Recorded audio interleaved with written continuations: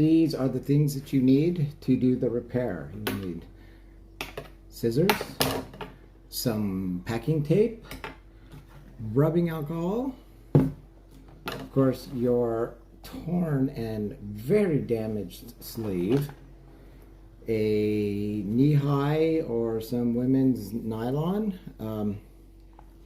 I use Gorilla 100%. Looks like this is all reversed, so what the hell.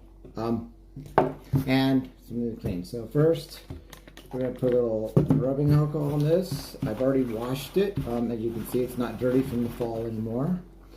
I'm going to wash the inside and the outside. So there we have it.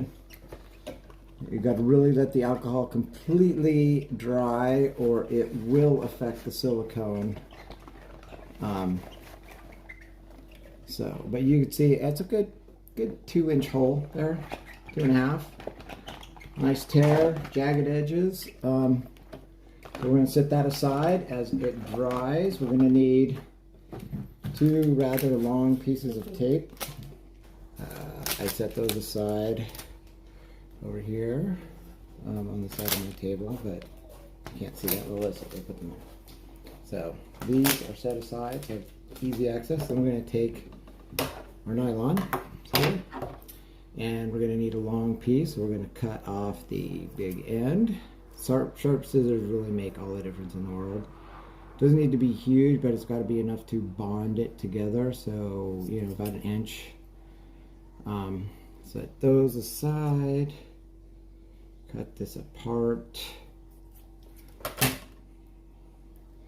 And there we have it. So we'll just enough really to go maybe 1/8 of an inch beyond the tear. This stuff really stretches out, but you want to leave it so it's got, you don't want to pull it tight, you want to leave it so it's pretty natural.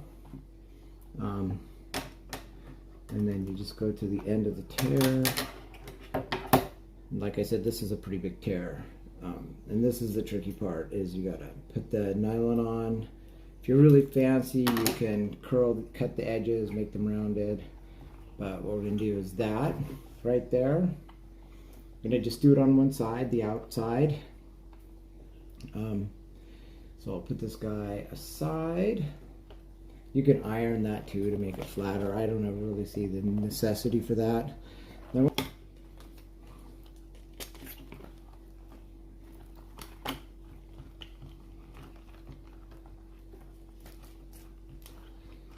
put that on like so. And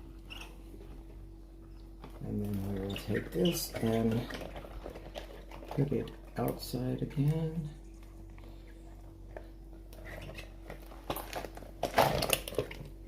Okay, so now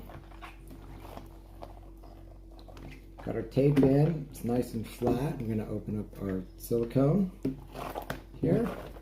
And what we do is we bend this guy in half. So then we get pretty good adhesion all along here on the inside, because there is no, the backing goes on the other one, and then kind of get that smashed in there. I'm going to get some silicone on my fingers. It's alright. So that way we've got a fair amount on the inside, and that'll push up inside the tape. Then we're going to take this again, and we're going to go beyond, kind of like patching a bike tire, and have our piece. And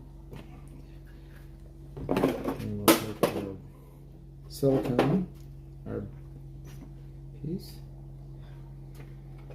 and as you see, I'm going to put that over, smooth it out. That's why I said you don't really need to iron it, because it will flatten out once it's on the silicone. Okay. Now we'll take our silicone again. I'm going to put it on top of that, and it does leave a bit of a bump now because it is thicker, but you will see tomorrow on the ride that it is all right. So that, put back on. One piece of tape, and then we're just going to kind of carefully get this as flat and saturated as possible.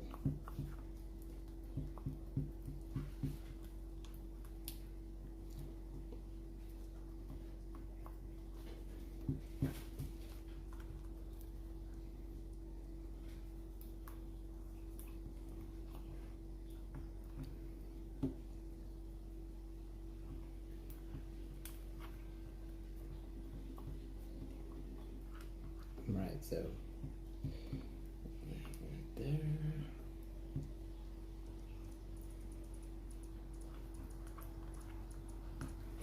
And there you have it. All right, so this is now, see, I would give this, if you're in a huge hurry, you can heat this up, and I'd give it at least 4 hours.